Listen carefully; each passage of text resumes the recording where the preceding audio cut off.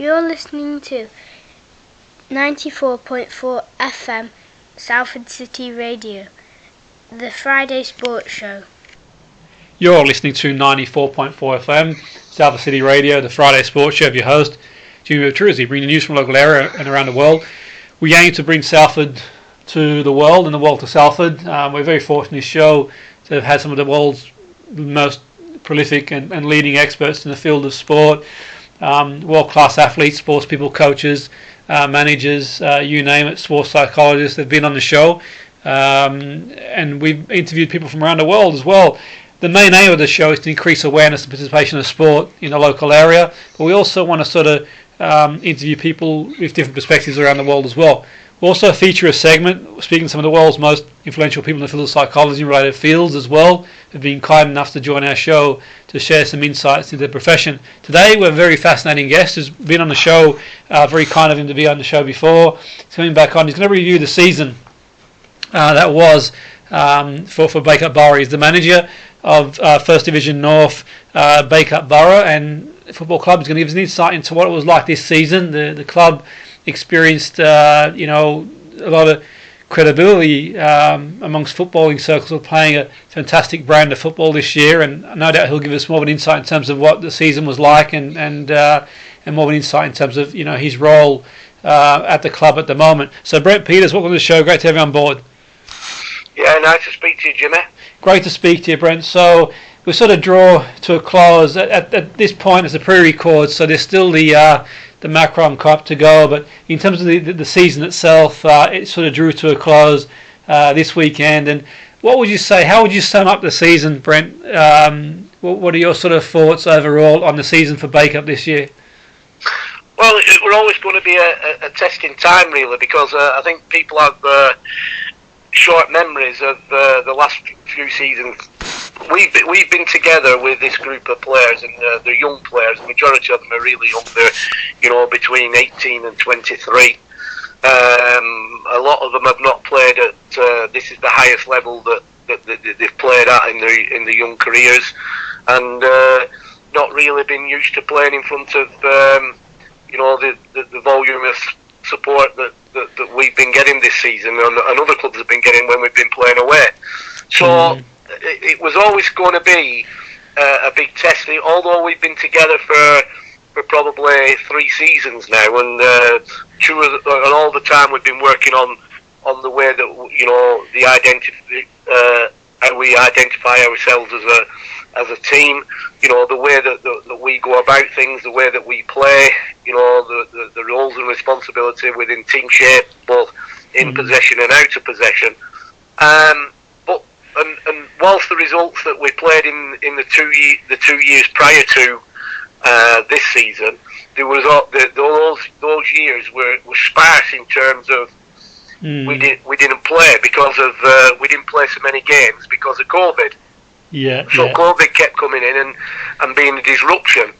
So this season was always going to be a test, because you know as well as I know, Jimmy, a 9-month season, and to keep playing at the highest level that the peak of your performances in every game for 9 months is some ask, and this is where I have to give some mounting credit to the league champions, which was Bury FC, because they went to the top of the league fairly early on in the season and stayed there, and have managed to stay there all the way through, and that takes some. That really does take some doing, but I think it's fair to say that they had a lot more experience in their sides, and players that had played at a higher level dropping down, so that did help them. But in our case, we've got a group of young players, and the test we're going to be the pressure of a 9-month season.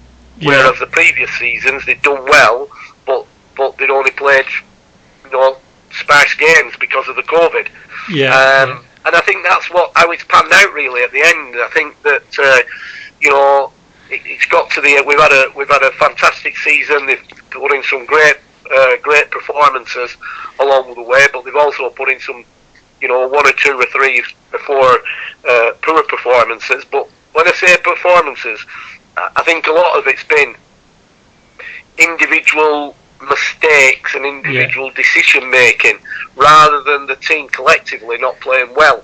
And that's where we've kind of seen ourselves get punished a little bit. I can't think that there's been any team in this league from the minute we started this season to finishing that you could hold your hand up and say, you know what, today they absolutely give us a right game there, and there were streets ahead of us, and we'd no answer to them. That hasn't been the case. The case has been when we've got beat, it's been in the main we've shot our own selves in the foot. But that said, we were right up to the last week of the season. We was probably one of the favourites to make to be in the playoffs. But sadly, we missed out, and it all came down to basically the last game of the season. And I kind of think that it's no surprise from the minute we beat Darwin away back towards the end of February. So previous to the Darwin game away, we'd drawn. I think we'd beat Campion, and I think then we'd had a draw, and then we beat Darwin. So, but then from the Darwin game, we had a couple of postponements, and then along the way, which is par for the course, we've had some injuries to key players. But since the Darwin game and the postponement, our form probably from the end of February to the end of March for a 4-week period has been really not consistent. It's been totally, in fact, it's been really inconsistent, and that's been the disappointment. The way that we have been inconsistent in this kind of the last month. Interesting you say, Brent. I mean, in terms of the league itself, I mean, so for the listeners and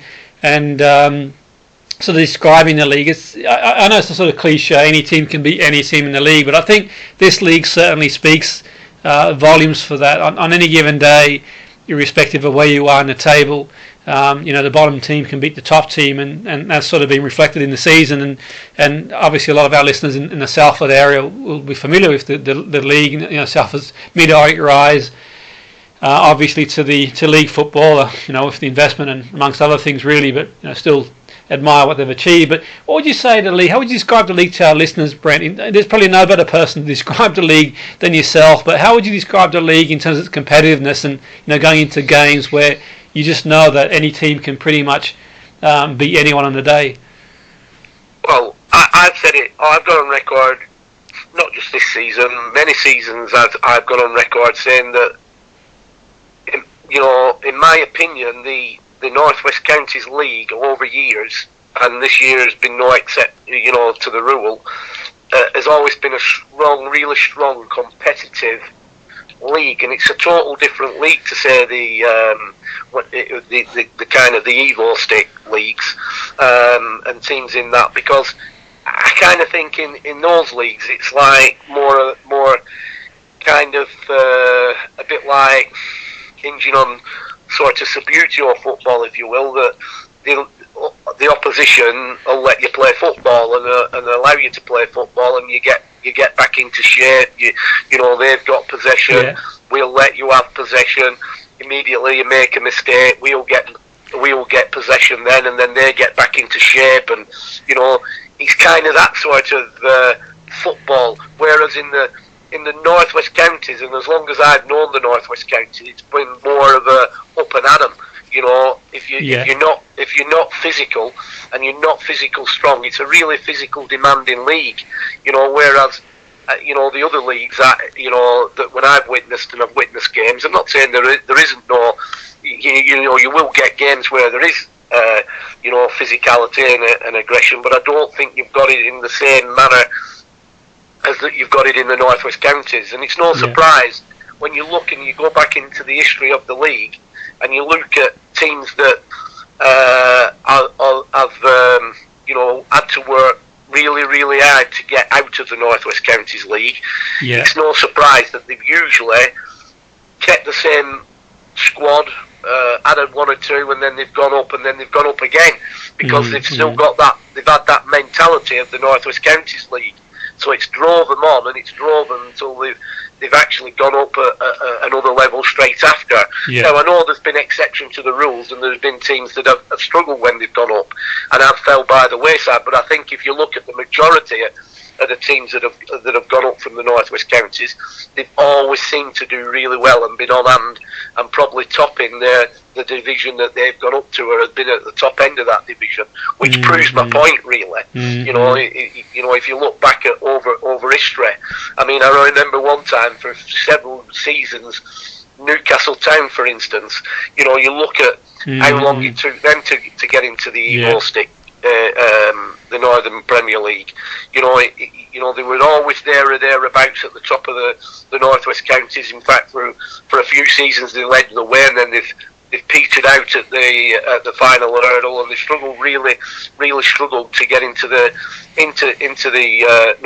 Northern Premier League. And then eventually, when they did go up, they more than held their own. You know, so I kind of think that the North West Counties is really, you know, it's demanding, it's tough, it's physical, and it's like that. And you know, if I've seen it in the past where I've brought in kind of former Football League players into the North West Counties League, and I've also had not players that have, when I say former Football League players that have had a distinguished career in the Football League, but equally I've had players that have been probably first year pros and then been released, and I've had them in the North West Counties League, and initially they've struggled, you know, because of that physicality. They have struggled until they've adapted to it. So there's no two ways about it. The North West Counties League, over majority of the time that I've been around the North West Counties League, has been a physical, demanding league. Yeah, and that's interesting you say, and that's an interesting point, Brent, you make there. You know, obviously players that get released from the pro game and they sort of, you know, whether they get released as an apprentice, whether they sort of get released as a pro, and this certainly is a league that takes some adjusting to in terms of the physicality of the league, that's for sure. It presents its own challenges. Now, looking at the sort of review, the season review for Bacup this year, you mentioned Bury FC, and obviously they had, you know, a lot of fans and sort of, I would imagine, sort of resources to sort of, you know, build a squad. But looking at Bacup against, you know, as a barometer against Bury over two matches, and there wasn't a lot in the score lines, there wasn't a lot in the competition, and as well. And do you think that perhaps this, you know, having you mentioned they're like a young team, Brent, do you think, like, you know, it's really crucial to build a squad of players, to have a squad of players available for when the games do come thick and fast, and cup games and all sorts of games coming everywhere, and postponements? Yeah, I do think that's important, but I don't think it's that easy, because and the reason why it's not that easy, I mean, that word finance comes into it, because to keep an healthy squad together, where you've got good competition for places, you know, it comes at a cost in terms of, and your club might not be able to afford such, if you follow where I'm coming from.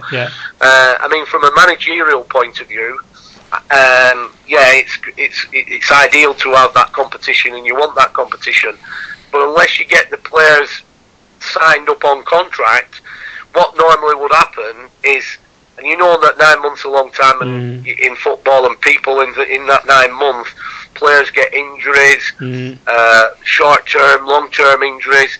You've got a situation where players get suspended, some only for an odd game, but others for quite a few games. And then you've got the times where players, because they've got work commitments and family commitments, that they can't always commit. And then you've got the situation where players lose form. So to cover all those events, if you want to be a team and a club that's challenging, to cover all those eventualities, you need a good, healthy squad. But the problem that you've got with having, unless you've got them all tied down, you know yourself, if at the start of the football season and the first 3 or 4 weeks that a player's not getting in the team, There's always people out there that'll say, come and play for us because we'll guarantee you football. You'll be first name on my team sheet, and they leave because they don't want to. They don't want to fight. They want the comfort zone, and they want to be able to be picked every week. And they think they should have a divine right to be picked every week. And they don't. It's not like it is where if you're all got contract players and you're full of contract players.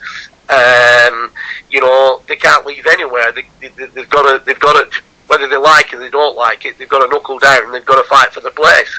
But down here where we are, step 5 and step 6 of the National League system, you'll get players that are on non-contract and they won't stay around if they're not getting picked. So it ends up where you don't have that competition.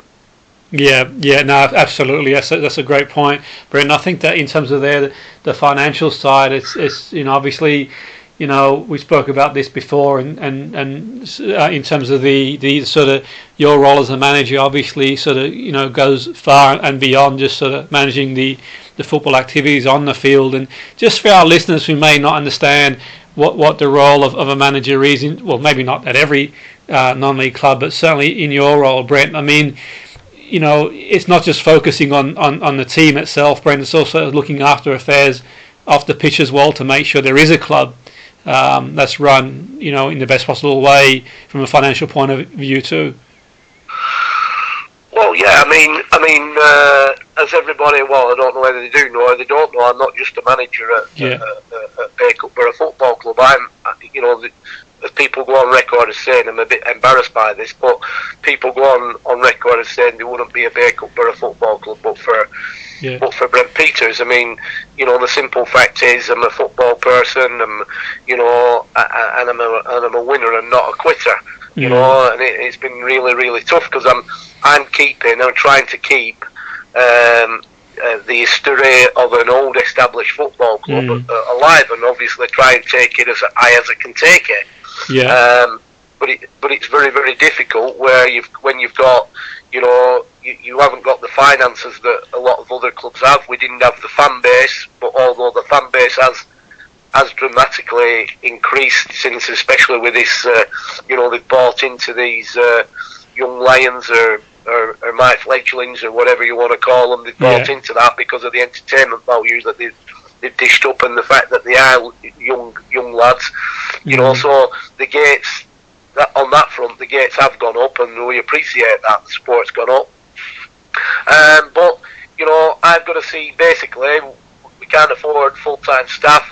I'm privileged that I have my own business, and it kind of, the other business runs itself a little bit, so it spares me a lot of time to spend at the football club. So basically, I'm like kind of overseeing every solitary position there is at the football club. Getting ready for a game on a Saturday when we've got an home game. It's kind of only myself and my personal assistant, which is Deborah O'Connor, who looks after all the hospitality. There's only really been us here, right, from probably the last 20. I'm coming up to 25 years as a manager here in September, and Deborah's probably been here. She's 2 years behind me. So for the last 23 years, Deborah's been a part of it. But apart from that, we've got to then bring volunteers in and direct that, put them in the, kind of point them in the right direction, and then we've got to oversee all their duties and jobs. And it's like this morning. I've got to concentrate on the football and sorting the training out and sorting games out, and not only games for the senior team but games for the under 23s and 21. But I'm down as a secretary as well, so I've got to cover all the administration. We've got an issue going on at the minute where the FA are involved in something that happened on Saturday, which we really don't know anything about. But again, it's time consuming because there's emails flying about, the statements, there's things you've got to do, all the administration. On top of the administration, I've got to deal with things like, you've got to go out and get all the catering. That's not delegated to anybody else. I've got to go out with kind of Deborah and go and get all the catering ready for preparing for a game. And then when you finish the game, you've got all the all the tidying up, and then basically you might have a private function on in the evening, and then you've got to get ready for the private function in the evening, and it's me doing that, and then the day after that might finish at midnight or 1 o'clock in the morning. Then you're cleaning up again, and then you've got to be here again on the Sunday morning to open up for a christening, or even the under, the under 16s that'll be playing on the main pitch, or and things like that, So and then you've got to obviously try and find ways of bringing the finances into the club. So you're then like going out to try and get official partners on board. Luckily, I've just brought somebody in, Andrew Knights, to kind of take over that role. But he's obviously, I've got to oversee him at the end of the day, and I'm forever having meetings with Andrew to make sure that we're doing everything right and singing from the same song sheet. And then equally, it's like we've introduced Steve Brown in the media department, and he's been worth his weight in gold, because he's now taken quite a bit of the pressure off me on certain aspects, which is away from his media roles, like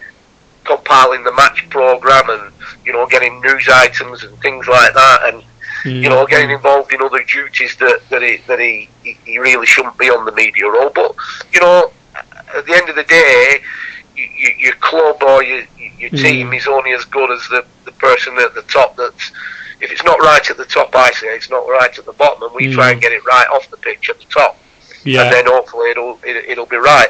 The biggest problem that all clubs have, and we are no exception to the rule, is that it all comes down to finances at the end of the day. And sadly, one thing that I won't do is I'm not going to put the club at risk financially, the history of the club, just for personal gain on where I want to be as a manager and where I want to take this club. It's all about, long after I'm not here, this club has got the history of this club has got to carry on as long as it can, and long may it continue.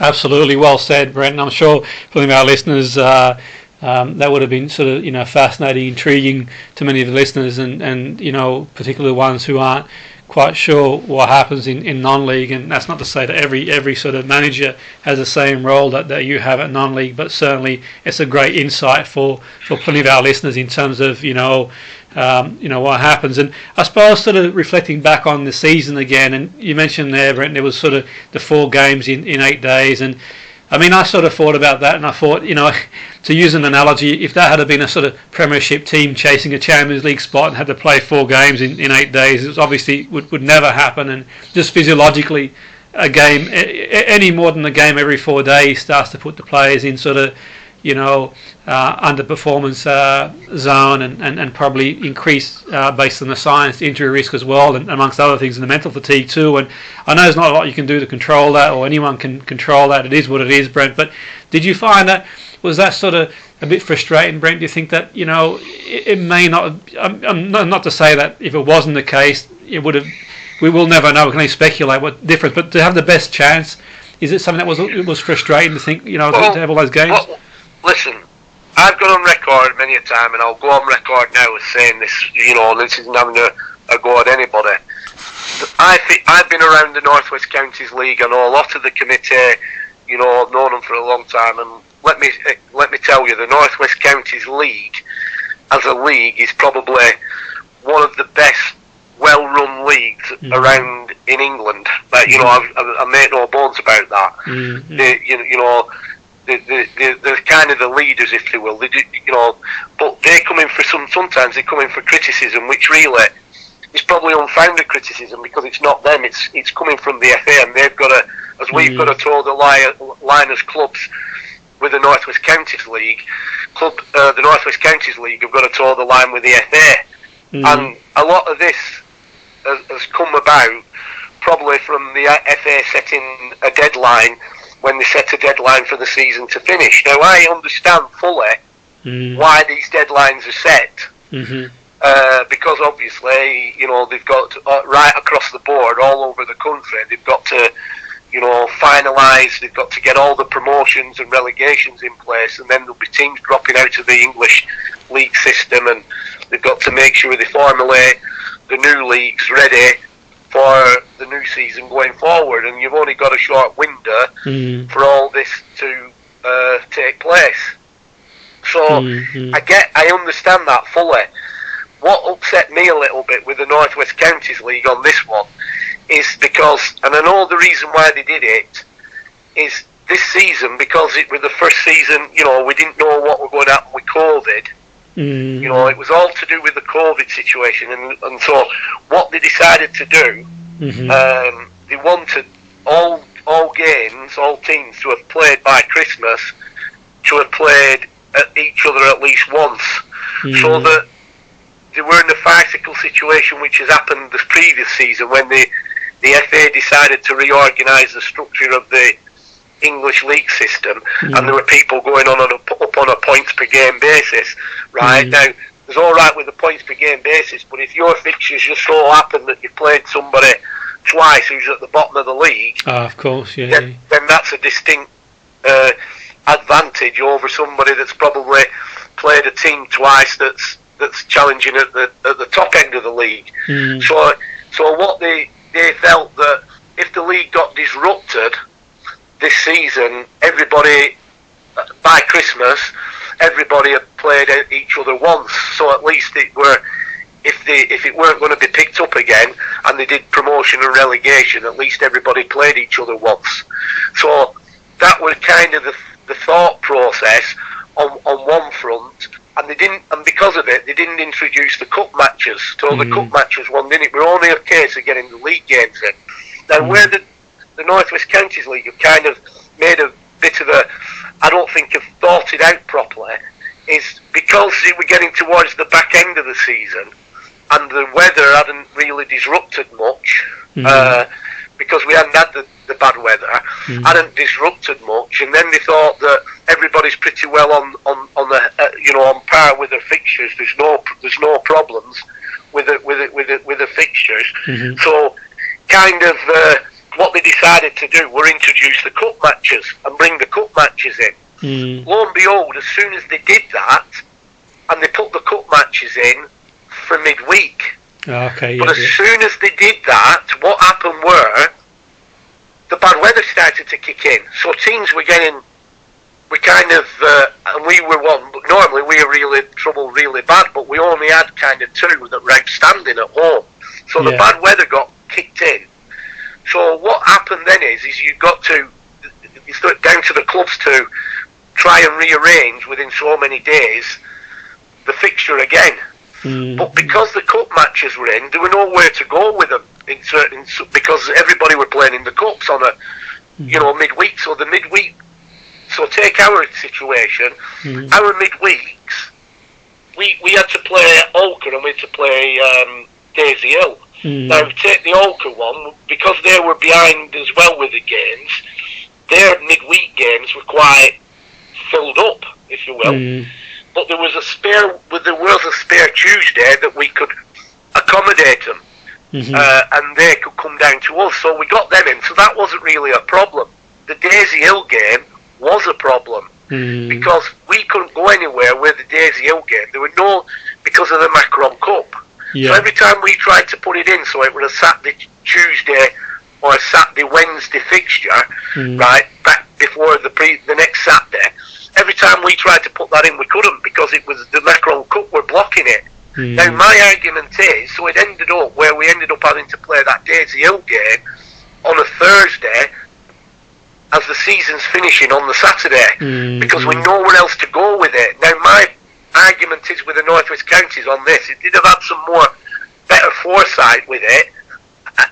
What they would have done if they wanted to introduce the Macron Cup or the Cups, they should have said, right, we're putting dates in for the first rounds, we're not going to tell you the dates of the second round, so all the first rounds are finished, but if there's any clubs that are kind of behind with the fixtures because of inclement weather, they could apply to have that Macron Cup fixture step down. Now, they never did that. They never said that. I'm not saying they would have done it or they wouldn't have done it.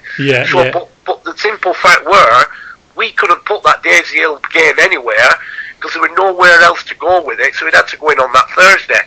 Now, I know a lot of people are going on social media and having a go at the North West Counties League, and I kind of And the North West Counties League are throwing it back, saying, "Listen, it's not. Clubs are supposed to rearrange the games themselves." But yes, we are. But there comes a time where you can't. There's nowhere you can go with it. It was just impossible. Do we know? Yeah. Because had the season had been running for an extra week, then that wouldn't have happened. Because all that would have happened, we'd have put the Daisy Hill game in for saying Tuesday coming. Mm-hmm. Yeah, and it gives the club a better chance for the players to prepare, and obviously the knock-on effect. You mentioned that you got the Thursday, but then you've got the Saturday game as well. And I think that once you've already played 2 games in the space of a few days, and you got the 3rd game and the 4th, then it becomes more and more difficult, Brent. Well, not only that, when I sent a complaint into the North West Counties League, and I identified our challenges to get in the playoffs, and their dates of their fixtures was superb, ideal. Saturday midweek, Saturday midweek, Saturday midweek, Saturday midweek. Yeah. Ours wasn't Saturday midweek. Ours was Saturday midweek, and then it ended up where we ended up with a Thursday game thrown in on the final week of the season. Yeah. And if you backtrack and look at how many midweek dates we had free, we couldn't play anybody. Yeah. We were sat at home twiddling our thumbs at training. Yeah. We couldn't play anybody because they were already had fixtures in place. So we were sat there with no midweek fixtures but that's where my point is that if the North West Counties League want to be serious about the league and the competition, I firmly believe that somebody somewhere should take a closer look at these fixtures when it gets to the business end of the season, because we just had an unfair advantage. We had a disadvantage. We didn't have an advantage. We had a disadvantage. Absolutely. It's a huge advantage. The reason why we had a disadvantage is because, nobody at the league have looked at it and taken, hang on, this can't be right. These are all challenging for a playoff spot, but we've got to make it an equal playing field the best we can. Absolutely, because, like I'm saying, there were several Tuesdays or several midweeks where we didn't have a fixture, where we could have easily accommodated people, but those clubs could have come to us because they were already in fixtures. Absolutely. No, I mean, it is a huge, from a performance point of view, a massive disadvantage to be playing that volume of games, and certainly professional clubs would have struggled to play that sort of volume of games. Semi-pro, obviously they've got jobs as well, and that sort of throw that in the mix, it's even harder still. But certainly playing a game within the space of 4 days and having to sort of play those sort of 4 games in 8 days is, by the 3rd and 4th game, it's just a lottery really in terms of it's just all the science. It's just, the science is out there. People do their own research and do their own math really, but it is a huge disadvantage, and that's generally why you see in most tournaments, games have got that sort of 4-day leeway to help the body recover. But also the mental side as well, the mental fatigue that creeps in too, which is a huge thing too. But sort of going from there, Brent, on a sort of final note, so there's a lot of positives to take on board for next year. There's a lot of positives, and the club, the teams play some great football. They've attracted attention, and we saw some of the clubs. I think it was, for me, it was sort of adamant how when Barry came to play Bacup at Bacup, and you saw just how big a game it was for them. I know obviously they were sort of challenging to win the league themselves, but it just showed how far Bacup had come in terms of the huge amount of respect that they had throughout the league and beyond. Fans coming in from different parts of the country to watch that brand of football. There's a lot of positives. It's a young team, and obviously the area are enjoying the fact that a lot of local lads are involved, or lads from in and around the area, young lads that are playing for the team. But in terms of next year, Brent, what are your sort of thoughts? I know it's always difficult in any level of football to make any sort of predictions, but sort of going forward in the new year, can you see a lot of positives? Obviously, hopefully the fans keep going. 100%. They're going to be so much wiser and better for the experience of this. I know, like I said earlier, we've been together for 3 seasons, but 2 seasons was disrupted. So this season, is the first time that we've been together for a full 9-month season, and I think, certainly, from everybody's point of view, it'll bode us well going forward, because majority of everybody's in contract, for next season. So the squad's going to be very, very similar. We'll obviously be trying to add to that, which we always try to do. And I just think that the future bodes really, really well. But we've got to learn from situations that have happened. And it's easy for us to sit here and talk about the North West Counties League, and should they take more interest in the fixtures when it gets to the business end of the season, and make sure that there's it's equal footing for everybody going forward. But at the end of the day, the players have got to look at themselves, because I've seen the video of our game, take for instance on Saturday, and take for instance the Bury game, and the goals we scored are conceded. It's not good enough in certain situations. It's kind of indiscipline from certain players' point of views. Like for instance, we don't have. We don't zonal mark, we man mark, so everybody's man marking. But when you get a striker that drops off on Saturday and then volleys the ball in, and he's got nobody marking him, you've got to question. Well, certainly you've got to question first of all one of the centre backs. Why is he not with him? Why is he not marking him? But this is all things that we'll discuss at when we get the cup game out of the way on Saturday. At our team meeting, and when we're debriefing, and when we're going back and having a look over the season, we've got all the proof, and just say these situations can't happen. The Bury game, 1 minute, one player's, we know what Greaves is about. He's a prolific scorer. He's been there, but the corner comes in, and before it comes in, he's being marked up and he's looking, but he's acute. What he does, he tries, he kind of sucks at the player into a false sense of security. And what he does is he's thinking, I'm marking him, but then he quickly comes off him. The player doesn't follow him, and then next thing, he's not getting involved on say, second phase. All of a sudden there's a gap, and he appears in that gap unopposed and finishes. It's just but that's not good enough from the man that's marking him. It's just all mentally where they've got to be kind of all the time be switched on into the roles and responsibilities within the game. Yeah, absolutely, Brent. I suppose on the other side of things too, that sort of goal difference, I guess, is one barometer in terms of teams, and sort of I think it was to finish 24 goals to the good, and that was certainly one of the best goal differences in the league. And it kind of shows when the team's on it, they're on it, and they're a very difficult team. Bacup for anybody. They're a handful for anybody when they're sort of in sort of full song and playing some great football. And I suppose it's that little bit of consistency as well, Brent. Do you think in terms of every game is crucial in this sort of league? There's every point, every 3 points you've got at any stage of the season is really key.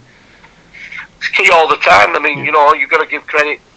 Nelson with a team that kind of picked us in eventually to go into the playoffs, and you've got to give them I mean, we beat Nelson. We've done the double over Nelson this season, and but they were.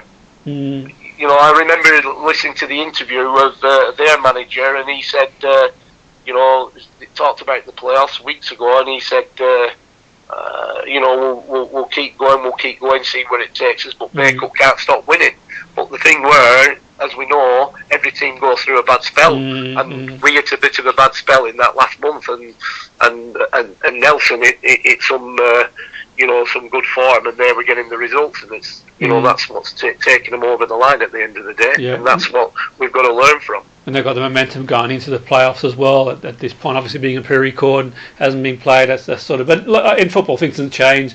I suppose in the space of only as good as your last game, and football being the way it is, Brent, you can never sort of tell for any team at any level really in terms of the game. That's why, like you said there, it's really important to sort of be able to sort of look at games and see what's sort of going well, see what needs to be improved, and sort of keep moving forward, and hopefully, well, I'm pretty sure it will. The fans, they must have really enjoyed themselves, particularly towards the end of the season, when the excitement of sort of getting that playoffs was. So hopefully from the off, the fans can sort of get behind the team next year. It's a young team.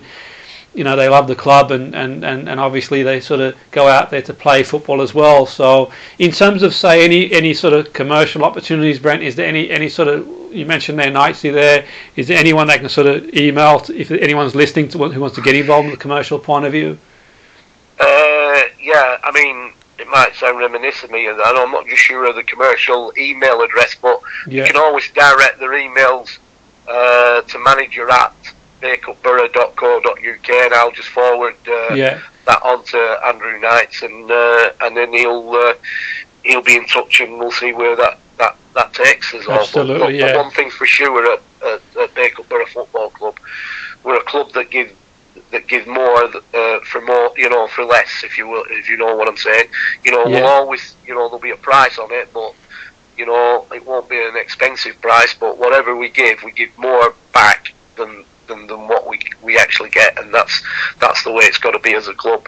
That's we respect the people who are what we class as our official partners. Absolutely, and sort of the team itself, Brent, in terms of, you mentioned there sort of players and sort of, getting sort of released and so on and so forth. Obviously, you're really happy with the squad. It's a great squad of players and that sort of stuff. But but I suppose in any team, there's sort of always room for sort of to strengthen the squad. Is there any sort of players who've been released from the pro team? 100%. If there's somebody out there, and we're always looking. We don't rest on our laurels. We're always looking for the player that will improve us. And yeah, it's massive. I mean, I'm looking for somebody at the minute just to take on the role of kind of in charge of the recruitment area, because it's massive, not just for the first senior team, but to recruit for our under 23s and under 21s. Because they're, it's got to be the right calibre of player that we bring into the club at the minute. Our changing room, this is probably one of the best changing rooms I've been in, and I've been in football a long time, not just here at Bacup Borough, as you know, Jimmy, yourself. I've been at Bury, I've been at Doncaster Rovers, I've been at Accrington Stanley, I've been at Rosendale United, I've been at Glossop North End, and this is one of the best, if not the best changing room. So it's important that we get the right calibre of player in, not just in terms of football wise, but obviously for mixing wise. And one thing what we don't do here is suffer fools, and we'll never suffer. They won't last 2 minutes. Absolutely, Brent. That's a great point. And we got a lot of people who listen to the show who are involved in the game, and sort of absolutely, I think it's a great opportunity to sort of to get involved if it's the right fit, obviously, and at least drop an email to yourself, and you can forward it on to the appropriate person, or have a look at it yourself, really. But that's for sure, Brent. But it's been great speaking to you, Brent. All the best next season. Hopefully it'll so soon come quickly anyway. I'm sure a lot of people listening in will be looking forward to next season. Before you know it, we'll be here and we go again. So thanks again, Brent, for being on the show. It was Brent Peters, manager of Bacup Borough Football Club in the First Division North, kind enough to join us to share some of the insights into the season that's just gone by. But do drop an email if you're listening in and you think you've got anything to offer the club. It's a great club, and it's certainly on the ascendancy onwards and upwards. So that was Brent Peters, the Friday Sports Show, Salford City Radio 94.4 FM with your host Jimmy Petruzzi.